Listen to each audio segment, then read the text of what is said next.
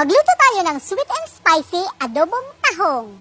Pakuluan natin yung tahong hanggang bumuka yung shell. Pag malamig na yung tahong na pinakuluan natin, tanggalin na natin yung laman isa-isa. Then pag natanggal na natin yung lahat ng laman sa shell, hugasan lang natin ng saglit. Ang lalaki ng tahong from Kawit, Cavite. Luya, marami. Isang onion, tapos medyo madaming bawang. Maglalagay ako ng 4 na siling haba, optional yan. Nagpainit na ako ng oil, tapos nilagay ko na yung sibuyas at bawang. Sinama ko na rin ang luya. Pagluto na yung ricado, ilagay na natin yung tahong, tapos i-mix lang natin ng mabuti. Then isunod na natin yung sili. 1 teaspoon pamintang durong. Then 3 kutsarang toyo. Matamis na yung toyo ko, kaya hindi na natin kailangan maglagay ng asukal. Pero pag ordinary toyo, maglagay po kayo kahit na 1 kutsara lang. 1/4 cup sukang Ilocos, pwede rin naman kahit anong klaseng suka. Then huwag muna nating haluin mga ilang seconds. Iluto lang natin ng saglit and then okay na siya. Nasa inyo po kung gusto nyong may konting sabaw o yung tuyong-tuyo talaga.